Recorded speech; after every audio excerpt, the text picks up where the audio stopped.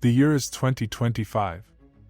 The world is entering an era of relative peace.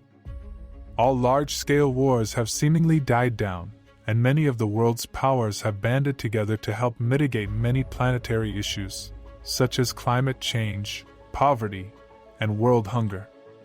It was a brilliant time to be a citizen of planet Earth. Or at least, that's how it seemed. In the shade cast by the blinding gleam of the overworld's prosperity, unspeakable forces began to move. And so, the Redacted incident occurred. April 25th. Across the globe, the entire population bore witness to a burst of energy of impossible, incomprehensible, undeniable proportions. For an ever so brief instance, it was as if the very sky was replaced by a brilliant purple flash. A flash which quickly faded into a dark, inky void. A void that lingered within the essence. No, the very souls of all sentient beings on the planet. And just like that, it was gone. The sky was blue, and the birds would sing. Dismissed by the world's scientists as a meaningless optical phenomenon, likely a result of the Earth's magnetic field, governments insisted that life should return to normal, to the status quo.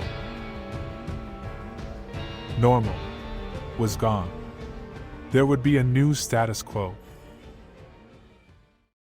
July 25th, Cleveland, Ohio. United States of America. In the crime-ridden suburbs of West Cleveland, former gang member, Redacted, would awaken his home. Yet, it can be said that his soul would remain asleep. After brutally slaughtering his significant other with his bare hands, he would move on to rampage throughout his neighborhood, slaying police and civilians alike in an indiscriminate show of violence. After 5 hours of carnage, he finally succumbed to his wounds. His strength, speed, and durability were otherworldly. 78 were killed. Despite toxicology reports returning entirely negative, the incident would be publicized as a drug-induced psychotic episode. Life should return to normal. Until a similar incident arose in Brazil, and Belgium, and Macedonia. Life should return to normal. Until a woman caught fire in Cairo, immolating British tourists. Life should return to normal. Until a man in Arkansas drew the air from the very lungs of his governor with only his mind. It became clear to the world that these incidents were real, and they were ceaseless.